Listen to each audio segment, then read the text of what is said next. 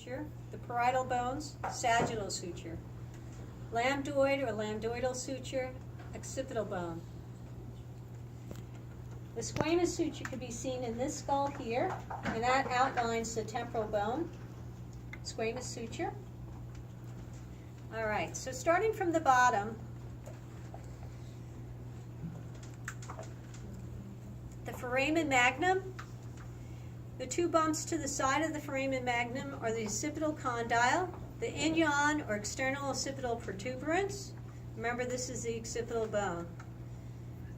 The mastoid process, the styloid process. Between the two is a small foramen called the stylomastoid foramen. The jugular foramen is a kidney bean-shaped hole.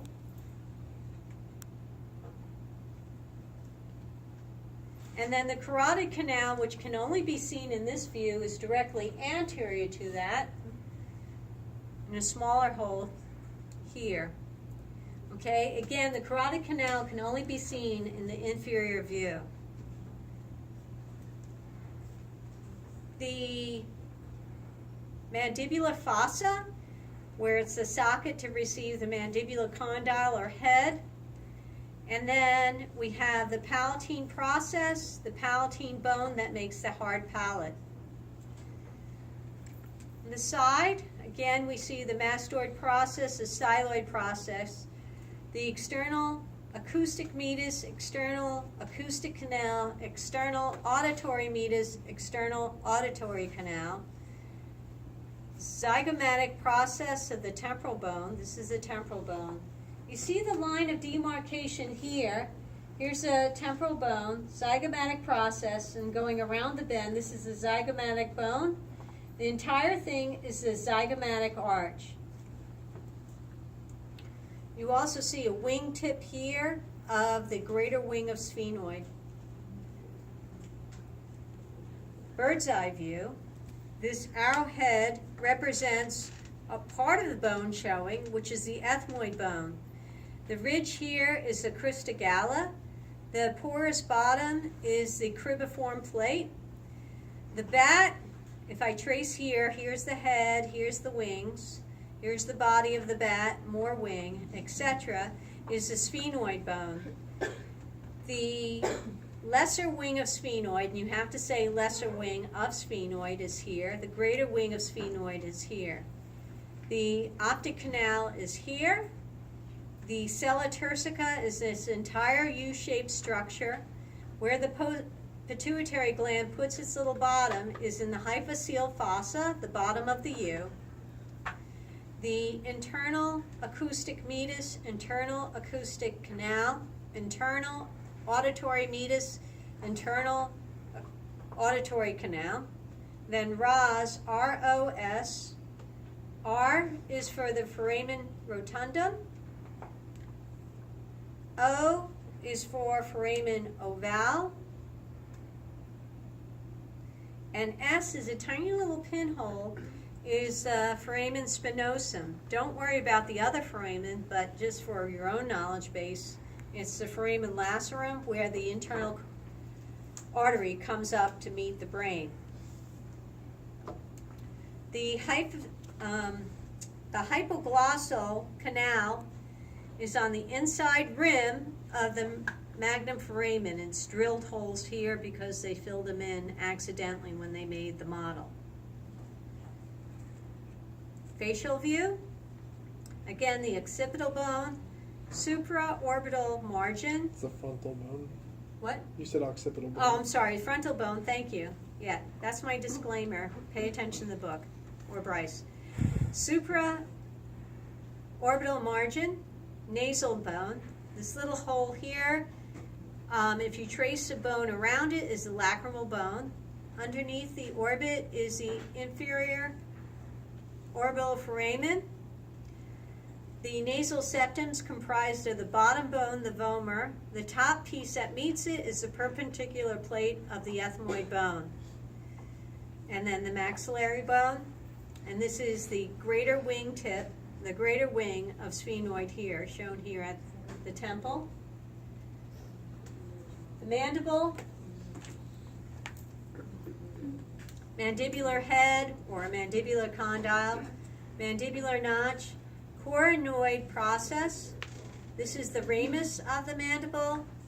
The mandibular angle is this corner. Mental foramen. The sinuses could be shown in two models. The 3D model, maxillary sinus, the ethmoid sinus here, these air bubbles here, the frontal sinus and the sphenoid sinus. 2 points on sinus. The other sinus model,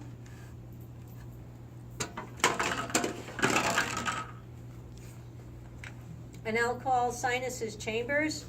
The maxillary sinus, the ethmoid sinus, maxillary sinus, frontal sinus, sphenoid sinus. There's a pituitary riding in the sella turcica. Okay, so for today, we did vertebrae. The basic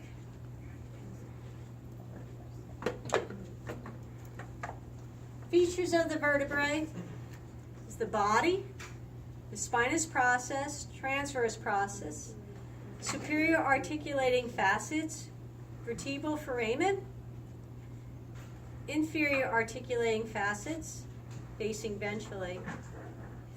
The stretch of bone between the body and the transverse process is the pedicle.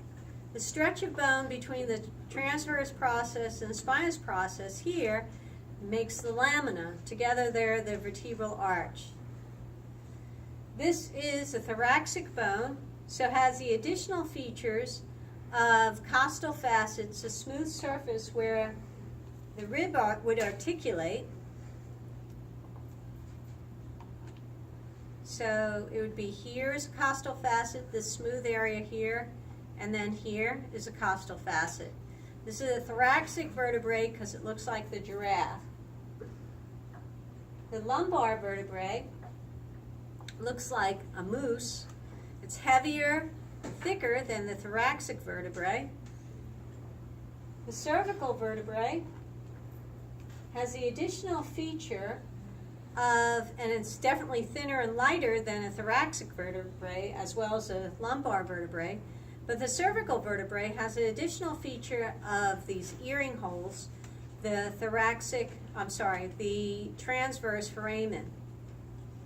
Two special cervical vertebrae are the atlas, or C1, and the axis, or C2.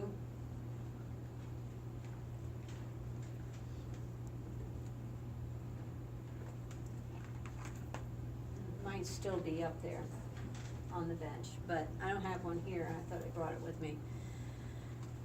The atlas, or C1, this is a top view of it. I know because of the deep spoons of the superior articulating facets. This is the anterior arch, posterior arch. The articulating facets are so thick they interfere in the vertebral foramen, so that interference of bone is the lateral masses, and again the transverse foramen. Anyone see? Thank you. Good job. So this is the axis. This projection here is the odontoid process, or the dens, and it articulates with the atlas, and where the atlas anterior arch can rotate around the dens, or the odontoid process. Thanks. This is the hyoid bone. And then the sternum, manubrium, jugular notch, the body, xiphoid process, 1, 2, 3, 4, 5, 6, 7. Ribs 1 through 7 are vertebrosternal ribs. They have a direct line to the sternum. Rib pairs 8, 9, 10, they merge through cartilage, are vertebrochondral ribs. Rib pairs 11 and 12, 11, 12 are vertebral ribs. They do not even come to the front. Okay? For the rib, we have the head, the neck, the talking boil, no, the tubercle, the angle, okay, so head, neck, tubercle, and the angle. And is that it? Oh, the articulated vertebrae. The articulated vertebrae, this hole that's formed between the vertebrae is the intervertebral foramen. This yellow thing sticking out represents a spinal nerve. The yellow thing going through the vertebral foramen is a spinal cord. And this plastic piece here, they represent the intervertebral discs. I think that's it, right? Sacrum. Oh, thank you. So the sacrum or sacral bone, these spiny processes here that are fused represent the median sacral crest, and the foramen of the sacrum are these holes here where spinal nerves pass through. And then the coccyx is a bone in itself. The question would be, what bone is it? And it's the coccyx. We're good. Bryce says we're good. So we're good.